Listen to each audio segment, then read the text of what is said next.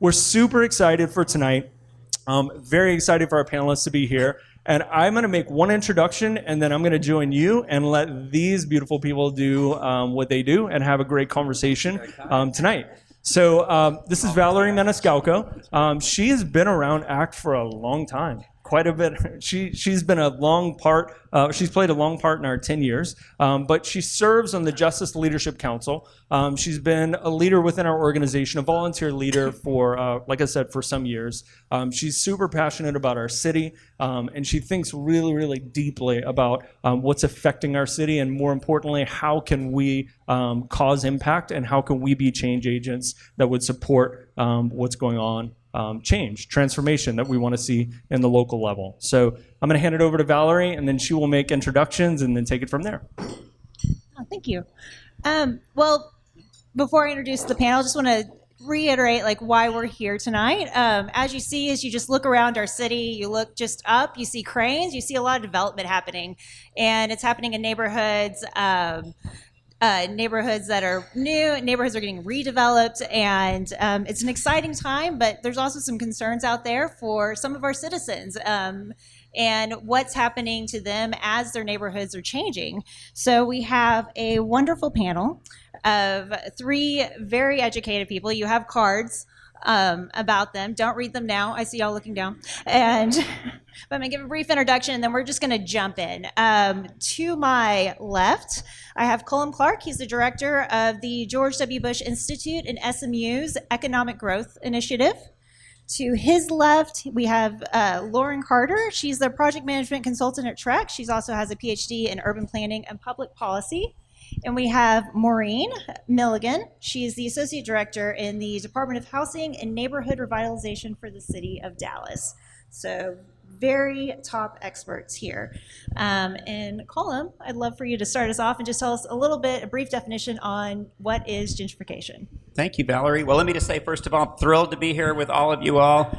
And bravo to the great work that ACT does. It's been really exciting to learn about that. So for all of you doing this work, keep it up. It's amazing the progress you've made. And as I was saying to one of your board members back there, just getting started.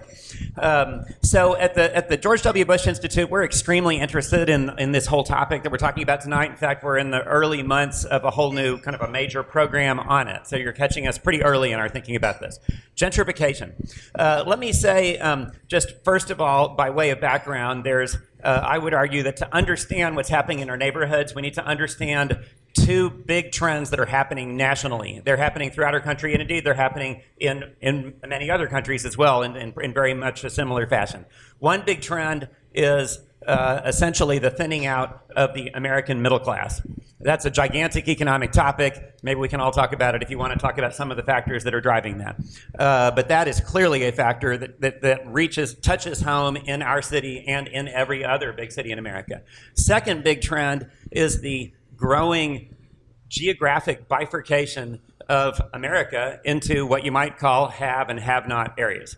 And that happens at every level of geography. That happens at the rural versus urban divide. It happens at the level of the roughly 25 or 30 metro areas that are basically booming in total versus a whole lot of other metro areas that are basically, in a sense, being left behind.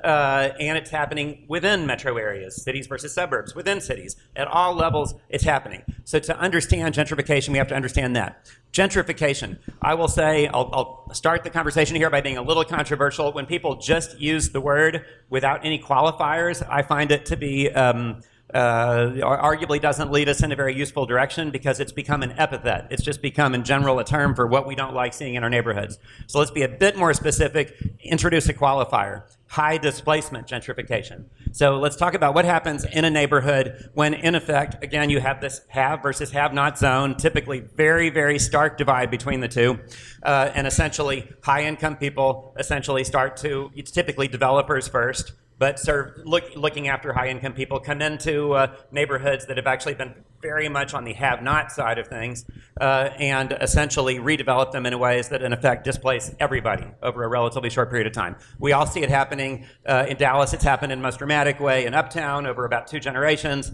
and there are elements around the city elsewhere. So that's the background we're talking about. What explains all this real fast? And I think it's important to note what economists have had to say about it, because there is sometimes the impression, because again, you talked about cranes, Valerie, what we can see sometimes can be misleading. There is sometimes the impression that capital coming into an area and building new things is a cause of gentrification. I would say it's a symptom. I would say if you want to try to understand underlying causes, you'd be better off to actually look at areas not where there's recently been a crane and some capital coming in, but areas where no capital has come in decades. Because economically, and I'm an economist, so I'm kind of coming at it from that point of view, what drives gentrification is if you have a neighborhood that has a shot at being gentrified, it's within range of workplaces with a lot of high-skilled people, but where you have a very, very large divide open up between the value of the land as it's currently utilized and the value that could exist once it is transformed. So it is the ongoing deterioration in the value of a neighborhood that makes it vulnerable to gentrification. What happens after that is just symptoms. And the last thing I want to say is about Dallas really fast, just very quickly on Dallas. What the data shows is Dallas has good and bad sides to its story relative to other big cities right now. The good side is that if you take the metro area as a whole, at least, we've actually managed to maintain somewhat more better housing affordability than a lot of our peer cities, which has had the effect of actually holding down gentrification, believe it or not, relative to what is actually happening in some other places with explosively high housing prices, i.e. with a huge benefit to a developer to go into a neighborhood and transform it. San Francisco, New York, LA, et cetera. That's the good news. The bad news is we're one of the most segregated cities in America on both ethnic and economic grounds. And that's growing worse. Particularly the data show economically, the degree of segregation is growing, not shrinking. What I would argue, and then I'll stop, this gives you a pretty good sense of long-term where we're headed. Long-term, we may have actually escaped, we haven't totally escaped, we've escaped very high displacement more than some of the coastal cities. But long-term, this growing segregation means that we are creating the conditions that will lead to enormous change in our neighborhood in years to come. Thank you. Sorry. So many questions. Lorin, I saw you nodding your head. Your background in urban policy, like you said, like gentrification is not a bad thing, and it's just a symptom. I mean, a lot of these neighborhoods, they need revitalization. But can you hit on a little bit more about the displacement and what's causing that and some of the concerns around that? Definitely. And I'll say if you weren't sure before now, I can guess you can tell we're a little bit passionate about this topic after that introduction. And I have to agree with Cullum on everything that he said. And one of the things a lot of the literature says about with the difference in value in the land and what someone can actually get for it now is called a rent gap. And so when people start to see that difference escalating and they see the ability to capture wealth, then they in essence pounce on it, and that's when you start to see the cranes coming in. Now, you asked me to talk about what I see in Dallas. So a few different things. In my dissertation research, I looked at the uptown area, which was interesting that you said that. And I see this kind of as a trend in Dallas in general, is that you'll have minority communities or lower economic communities that exist for a while. And as Cullum said, there are decades of a period where there's a lack of investment or very minimal investment.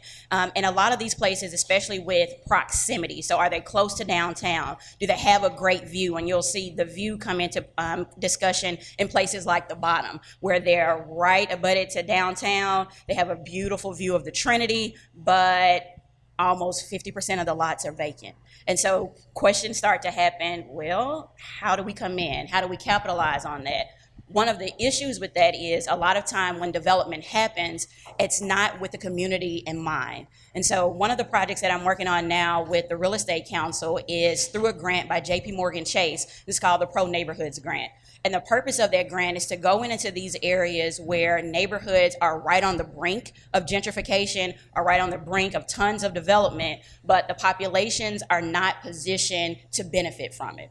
And so part of our work in that, and our program name can give you an idea of where we're going, but it's called community-driven growth. And so that's, I think, a concept that Dallas needs to take on more holistically across the city and think about when we introduce growth to these areas, how do we include residents that are already present in deciding what's coming and deciding what needs to come and decides who gets to benefit. And that can be in a lot of different ways. That can be an engagement in the policy and planning process. That could be having a seat at the table when you decide what will be developed. And that could be thinking about creative ways for them to capture wealth now in the properties that they have and when development comes. Maureen, I'm going to pose this question to you. A lot of what we're seeing is that as these new apartments are being developed, you're having rents that are much higher than what people can afford. You're kind of starting to see basically a gross increase in rent, which is causing it harder for people to maybe buy homes or even rent in these areas. What can we be doing to maybe just like work with the city to help, bring more affordable housing to the area, and why is that important? So, good evening. We can address if anybody has questions at a later point. So I work for the Department of Housing and Neighborhood and Revitalization, which is different from the Dallas Housing Authority, and we have different missions, but or different responsibilities. But at the end of the day, we're still working to try to help families access housing that's affordable to them. So if you look at the cycle is if we're talking about new development, there are a lot of ways that the city can intervene, but there are a lot of ways that outside agencies can also intervene. So the first thing is looking at land. If you're going to develop housing, you've got to find the land, and you've got to be able to afford the land. And there are costs that are associated with finding that land and building on that or purchasing that land. So you've got to have the land. And then you've got to be able to finance it. So you've got to be able to, as Cullum was saying, access capital, be able to borrow from a bank to be able to build on that land. And especially if you're talking about historically disinvested communities, there's a perceived, at least, risk to lending to people who are building in communities that have been disinvested. And so how does a bank mitigate that risk? By jacking up the interest rate or just in refusing to lend. So you've got cost and access to land, you've got the cost and access to capital, and then you've got the regulations and the cost associated with building something on that land. And that's somewhere where cities have a lot of an ability to affect how difficult it is to build from time and from money. And then you've got to find a buyer who can purchase, or a renter who can rent at whatever rents or home prices you're charging. And then on that home buyer side, that home buyer has to be able to find that same financing so that they can afford that home. And we talk again about whether banks will be able to lend to those homeowners. And so if you look at that whole cycle, and that's I guess why I don't get too depressed when I think about all of the statistics we hear about affordability crisis, is there's a lot of places where we can intervene, and especially if we become students of history and look at all of the bad decisions that we've made that have created a lot of this disinvestment. If we make sure not to repeat history, we can change a lot of the ill effects that are occurring right now. Cullum, can you add to that about what you're seeing in other parts of the country and then how it's comparing to Dallas, some of the patterns that we're seeing here? First thing to say is that makes me somewhat optimistic. I want to, bring some hope to this group. Everyone's having fun. Is that this is a time of amazing experimentation and policy innovation in American cities. So we don't have to go back very far. We just go back to the 90s when I was a young adult, some age of some of you all now. As recently as of course, we all know, the dreadful history, Jim Crow, explicit, de jure segregation in American cities, and how it slowly, haltingly sort of came to an end. But it was replaced by a lot of de facto segregation. And as recently as the 90s, you could certainly say that there was pervasive redlining and all kinds of other factors that were, in effect, the mistakes of the past. The mistakes of the past weren't very long ago. Today, we find ourselves at a time when all kinds of things are being tried. 2 years ago, I would have frankly said that I thought Dallas was a little bit behind the curve in catching up with some of this policy innovation. Some of the ideas are interesting ideas. Some of them are almost surely bad ideas. But Dallas is now in the game. Dallas is getting to work on it the same as other places are. So that's, I think, a good piece of news. Second is, there's this concept that in America, the states and the cities are laboratories of democracy. Lots of things get tried and we learn from it. And there's enormous variety across American cities. So there are places that actually, no place is nirvana, no place is totally arrived on these issues. They're all kind of, in some sense, digging themselves out of a little bit of a hole. But at the Bush Institute, we wrote a piece about this where we put together a data set and looked at some cities. Dallas was kind of middling in some of these metrics. It wasn't horrible. Actually, the worst ones are the coastal ones, like San Francisco, LA, New York. But there were some that might surprise you. I mean, Minneapolis, St. Paul, Salt Lake City, Denver, Omaha. There were places that had done some interesting things, and out of that was coming, decent trends, more inclusive models of growth and prosperity than we have here right now. So we can learn from other cities. And I think that thanks to Maureen and some of her very, very capable colleagues at City Hall, Dallas is trying to learn. But we're trying to be a part of that as well. Maureen, can you add to that and what some of the things that the city is doing? Sure. So something Cullum and I were just talking about is incentive zoning, or we have the big long acronym mixed income housing development bonuses. But it's one way where a developer can build a little bit more on their land if they're willing to reserve dwelling units for families that are at lower moderate incomes. And so it's at no cost to the city. We're giving a little more density on the land. You can build a few more apartments, but families then for an extended period of time, for 20 years, will have apartments that are reserved for them. And if we think about families, providing opportunities to families, there are two ways that we'll focus on it. One is giving families mobility, right? To move to an area that already has access to opportunities, that already has good schools, already has good transportation, already has access to jobs. And then how do we revitalize neighborhoods where low and moderate income families are already living?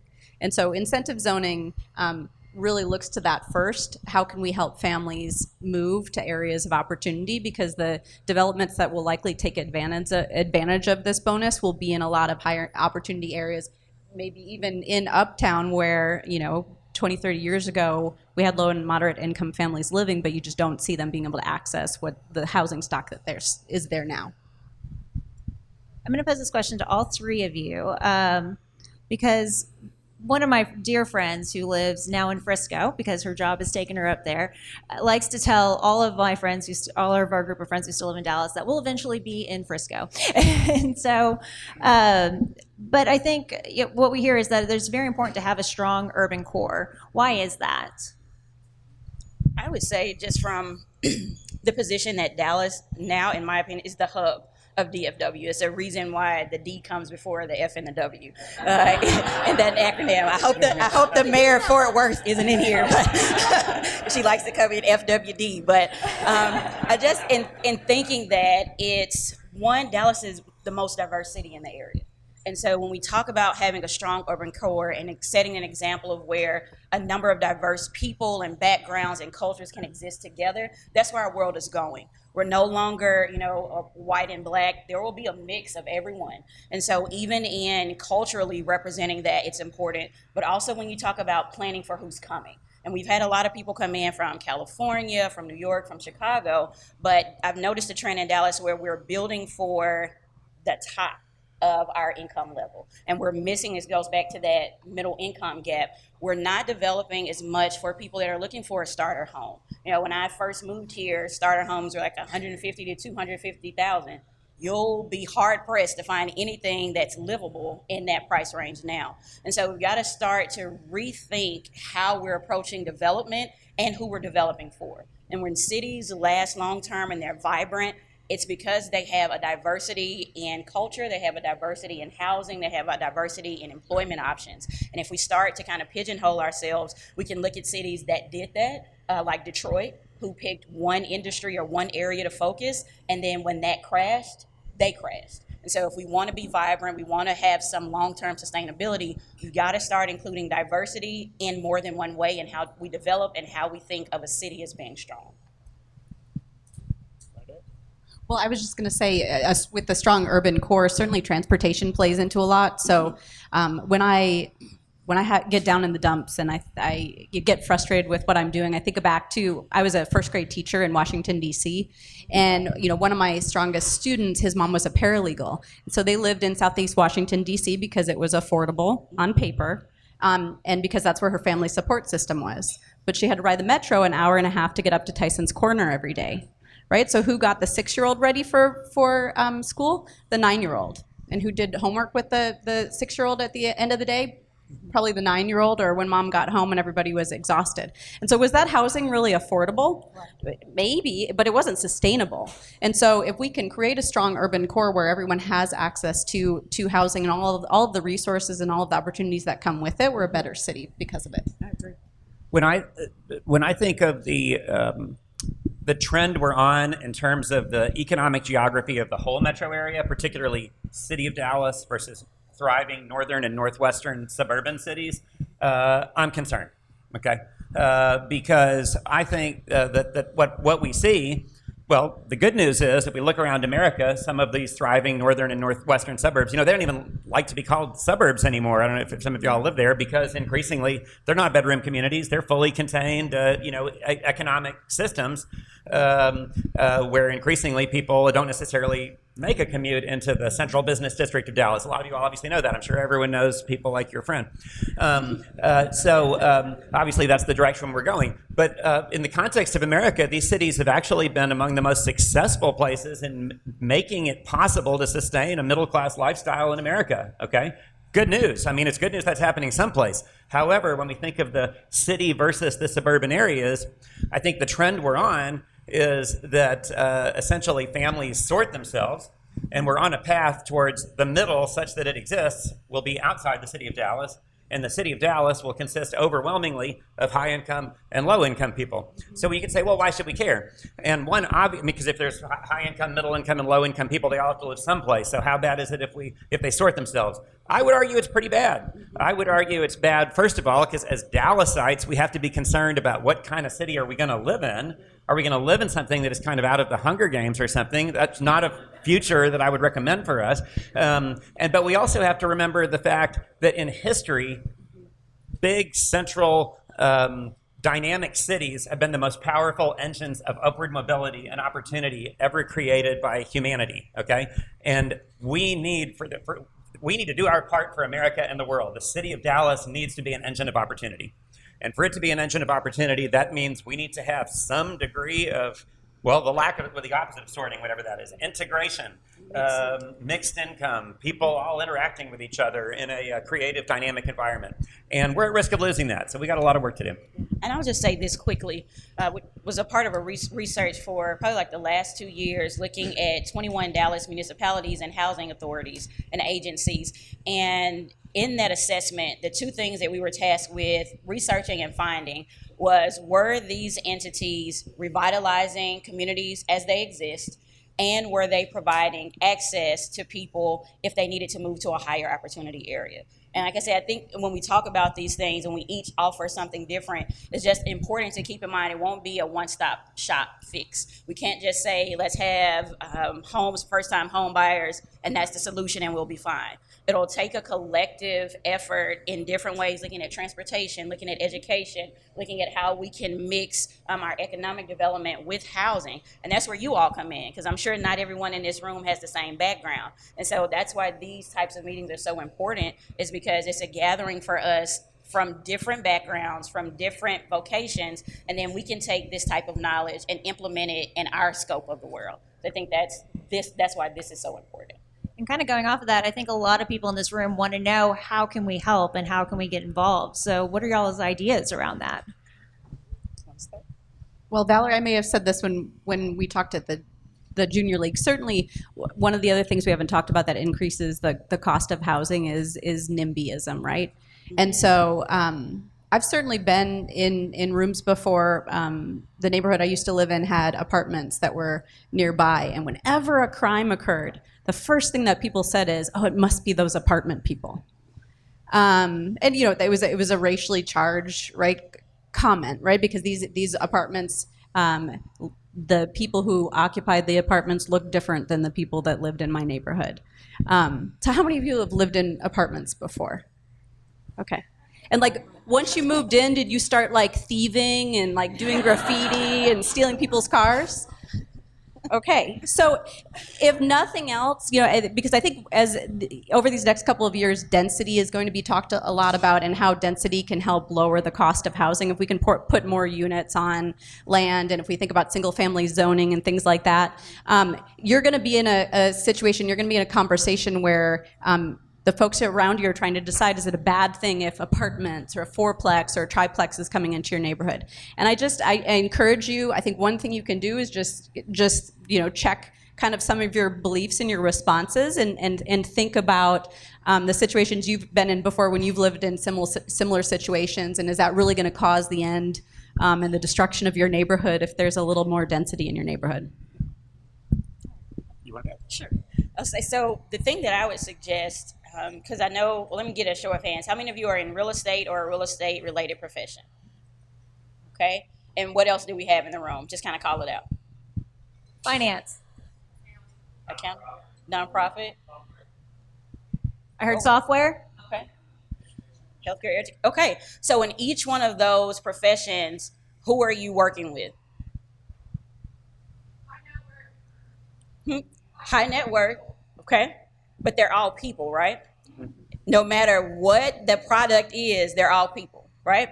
So the thing that I would say is, and this goes to Maureen's point, is sometimes we get so caught up in what the project is or what the deliverable is or what the end goal is that we forget we're working with people. And especially in a nonprofit sector, and depending on what part of the finance world you're in, you're working with people, like directly affecting their daily lives. So if you have a chance to work on a project and it's impacting a community, think about the culture of that place. Think about the people that are in that place. Think about if you added a building that was 5 stories to a neighborhood where the next highest building is 2, how would that impact how they relate in that space? So it's just being aware of the environment that you're going into and starting to think of these things outside of silos. Think about it as neighborhoods, as communities, as people, and that everything that we do is interconnected. Housing affects transportation, transportation affects economics, all of those things work together. And so when we start to see Dallas and our projects and what we're doing is interconnected, then we'll have a different mindset when we approach our individual tasks. Well, thank you. Yeah. Lauren.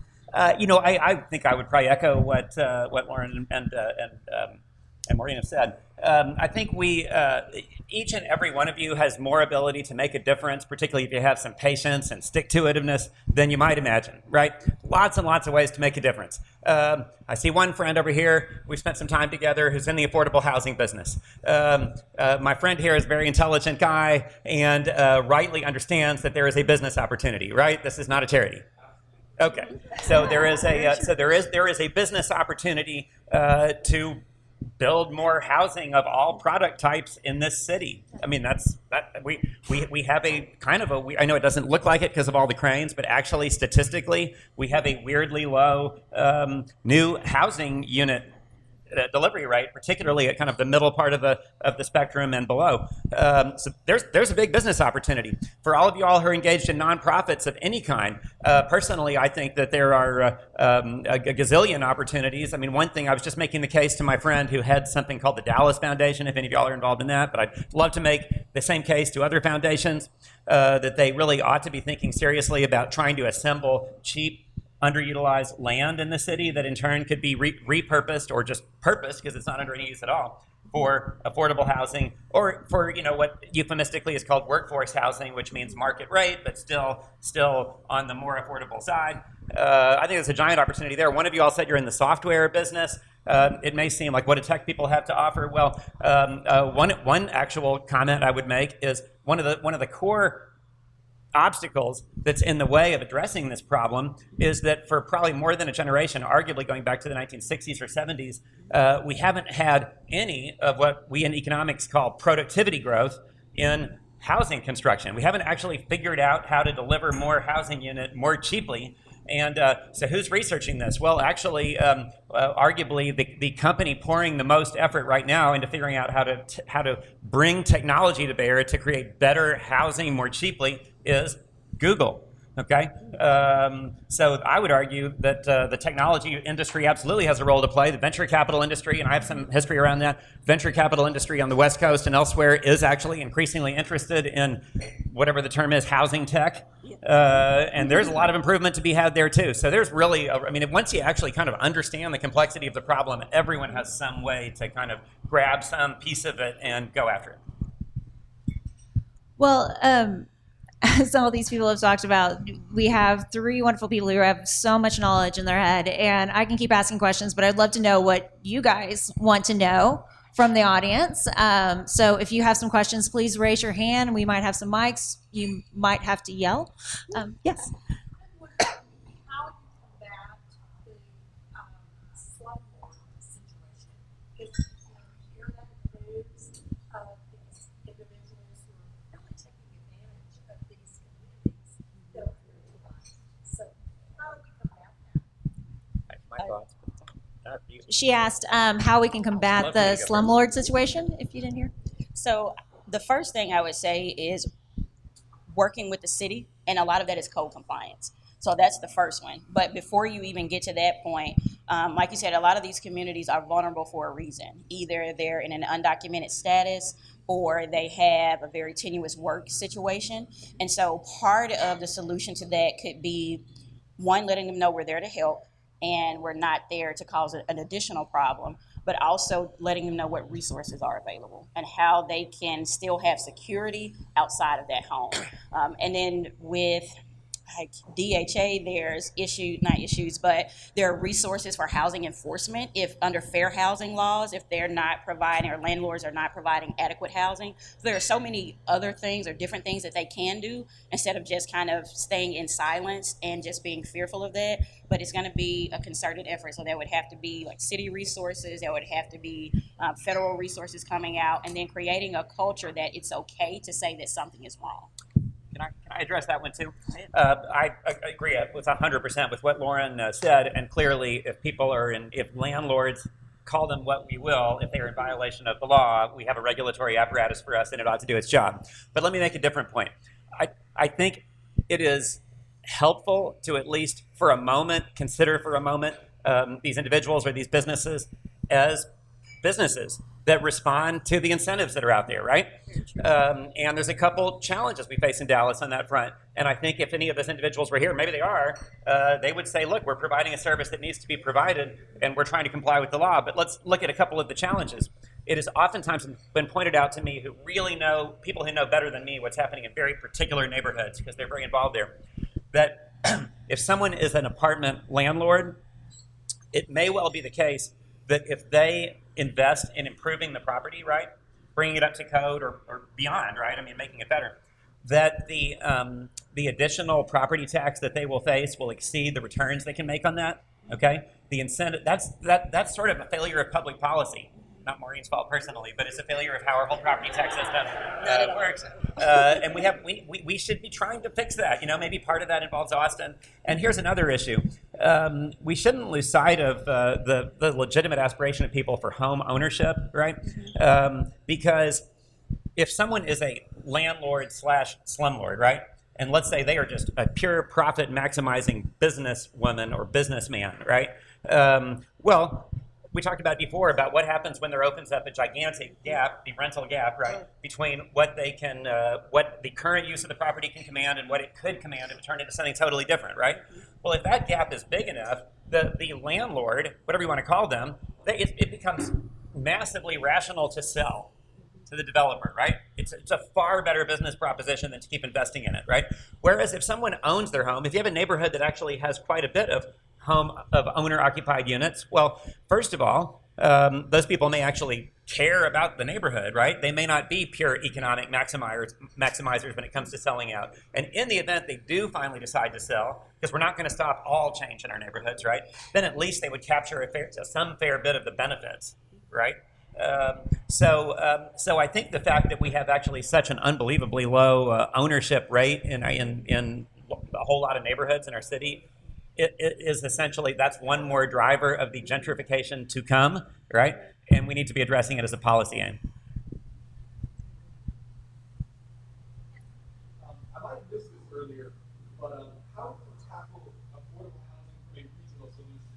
For example, you may only have jurisdiction over the city of Dallas policy. What's to make the rest of the surrounding areas comply so you don't have a situation like in Austin where you overregulate and round off a little bit? you want to talk about your study? Sure. I was like, oh boy. Okay. So in the research I mentioned before with the 21 municipalities and housing associations, the way that we were able to make a joint effort in that is that we had a consortium. And so they had MOUs between the cities and the housing associations or agencies or authorities that they would work together. And one of the major suggestions that came out of that, and this was looking more at HUD, so they have, vouchers where people can take them and they can port them to different cities. They can use those vouchers to help purchase homes. There are other self-sufficiency resources that are attached to that as well. And so one of the things that we talked about in that research is looking at more of, and I hate to use this word, but fair share, and not dumping like all of the vouchers in the city of Dallas. Like having them to be able to have access to higher opportunity areas throughout the region.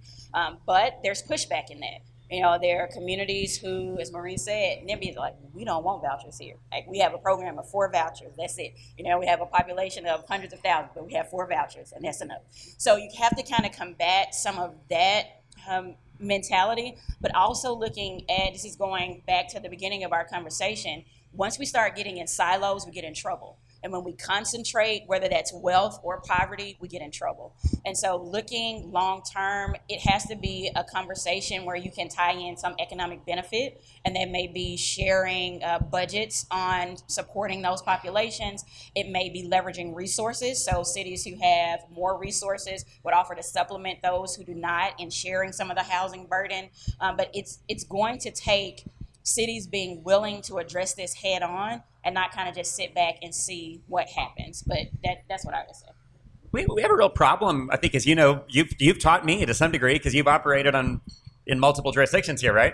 Well, in economics, we'd say we have to put it very simply, we have a free rider problem, right? Definitely. That in a sense that there are a whole lot of surrounding cities that are in effect taking a free ride on the affordable housing that is in existence in the city of Dallas, right? And yet they benefit from the workforce. Right, so that's a classic problem. It's a hard one to solve.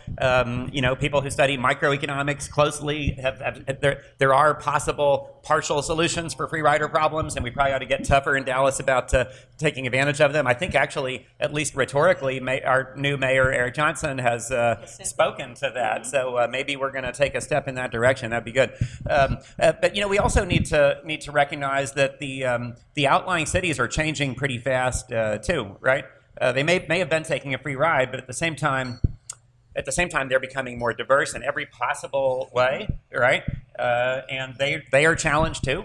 They will come under pressure. And it's really interesting to pick up the morning news and read about the heated debates that are going on in Frisco and Allen and Plano and so on. So yeah, I think the challenging thing is we don't have a single government or a dictator over the whole metro area, and we never will. So we may as well forget about trying to imagine what such a person would do, right? And try to just each place try to work through it, right? Just to add, I think, as young professionals, at some point you may already have employees, or you'll be in a position where you're looking at the benefits that are given to employees. And so I know there are a number of lawyers in the room. There are a number of big corporations that now, if they're hiring a large law firm, they'll require that there be gender and ethnic diversity on the team of lawyers, or else they won't hire that law firm. And so that's one way from a private sector that they're trying to push the needle to make sure there's increasing diversity and opportunity in law firms. Employers have the same way when it comes to housing. So if you're thinking about your benefits packages, or if you're meeting with economic development professionals and they're trying to get your company to come move into a city, that's another lever that you can push, is talking with that community about, will our employees be able to afford to live in your community? And if our employees can't afford to live in your community, they're not going to be productive employees for my business. And so I think that's one way where you have the ability, either now in life or later in life, to impact the quality of life and the housing opportunities for your employees.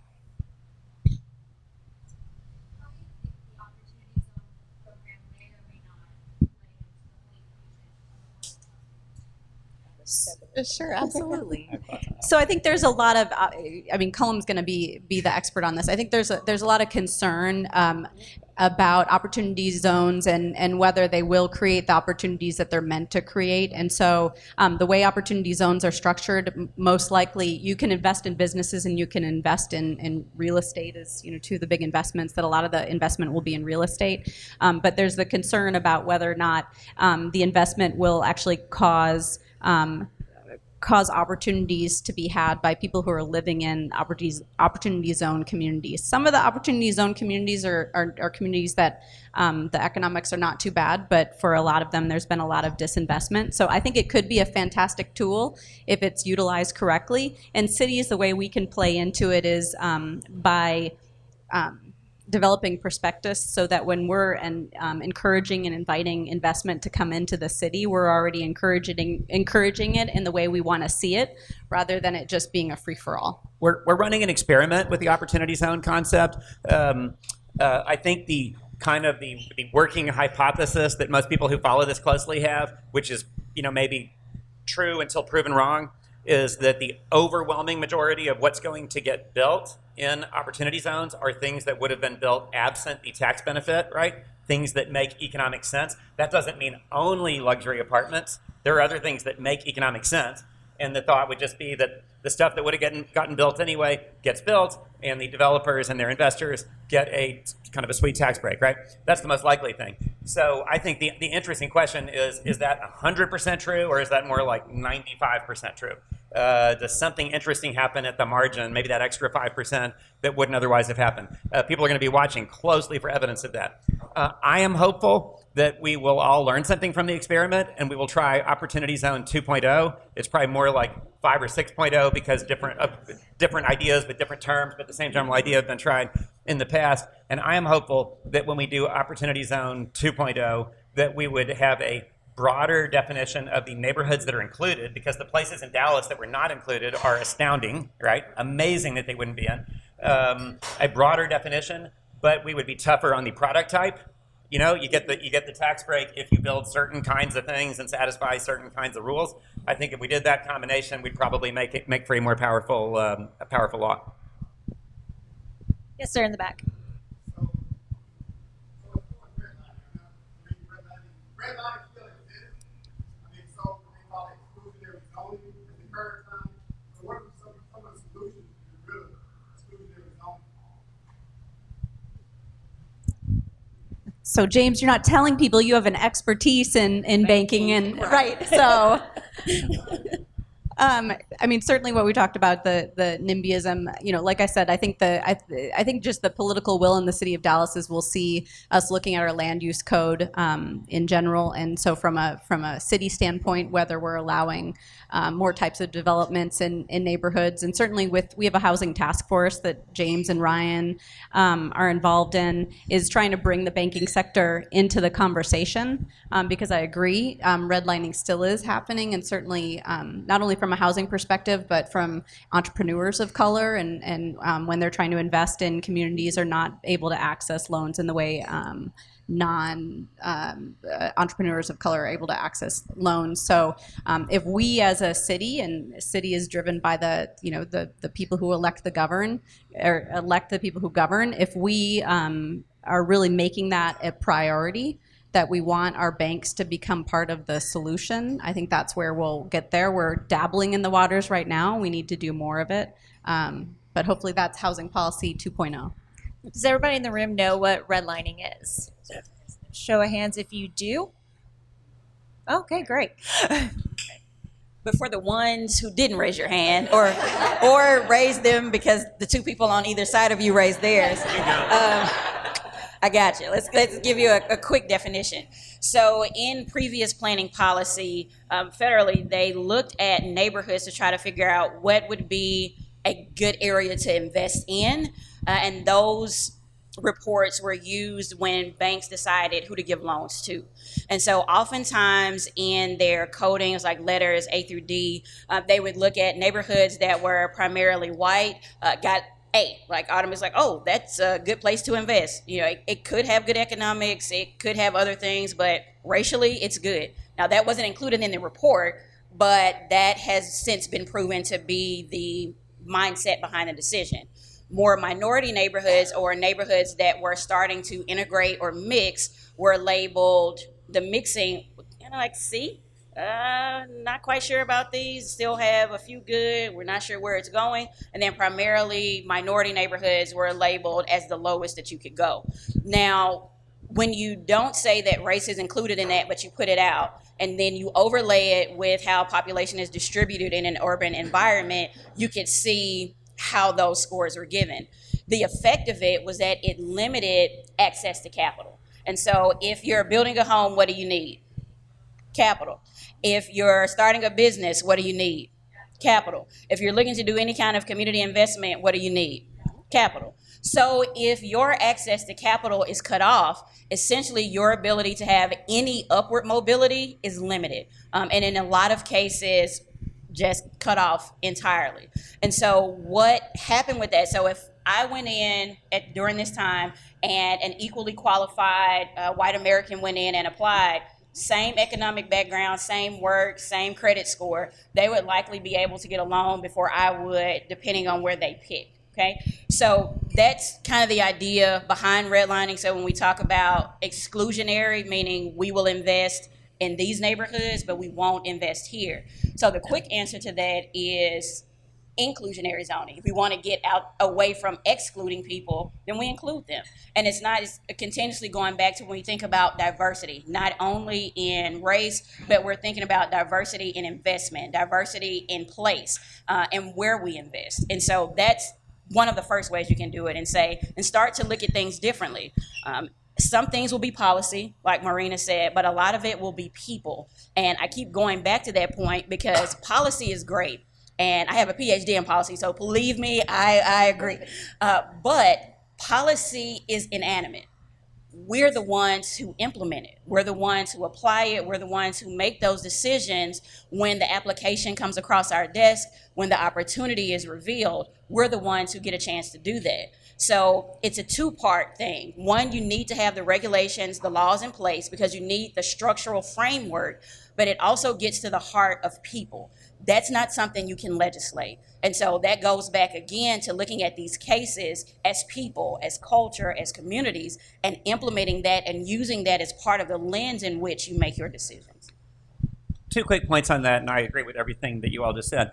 First, I fully agree the most powerful engine of change is changing social attitudes. It's not changing policy. It's who do people feel comfortable living near, right? That's first and foremost. Wants anything more about it than that. More powerful than any policy. Second of all, on policy, Lorin's colleague, Linda McMahon, head of the Real Estate Council, has helped me to understand, she's much more of an expert than me on this, that Dallas has a highly complex and very antiquated zoning code and basically needs to, in a sense, almost go back to square one and conduct a massive sweeping review of the whole thing.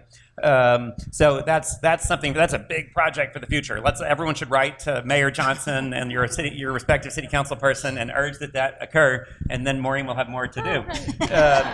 And Cullum will come help. He will come help. But I do want to say, but if we go down that road, I want to encourage people to be, as we try to be in economics, be a careful student of unintended consequences, okay? So there are some experiments out there in Minneapolis, which I think is actually a city that's done a lot of things very well, to be frank, but they've just now initiated an experiment in killing off single-family zoning throughout. There is an idea out there which has some basis in history. It doesn't mean it's 100% right or 100% wrong, that single-family zoning has been tied to ethnic segregation. Okay, undoubtedly there is a history of that. Okay, that doesn't mean that that it is primarily today in 2019 maintained for that purpose. But let's forget about what the intention is. Let's revisit the intention. We all should have more noble intentions, but let's talk about what the effect would be of killing it, right?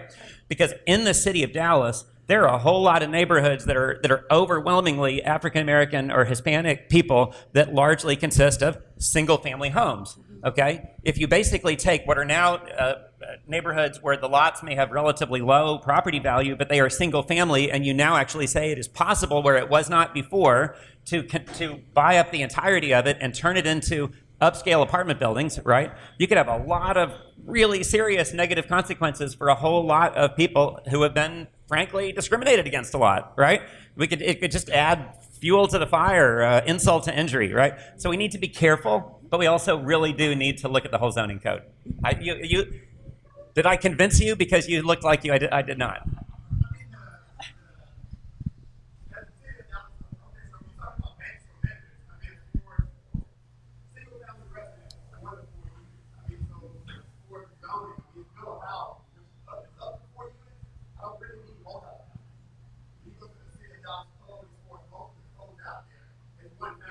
Right.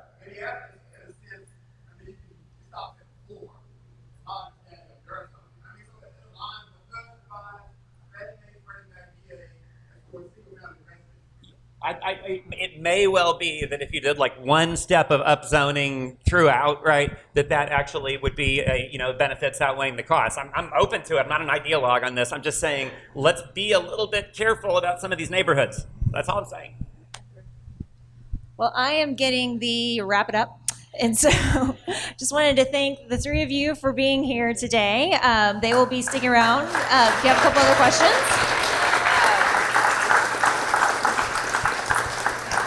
ACT will also be sending an email following up with their information and where you can learn more about what they're doing and ways to get involved and help. And I'm sure that y'all would appreciate that. And so thank you again. Thanks, Valerie.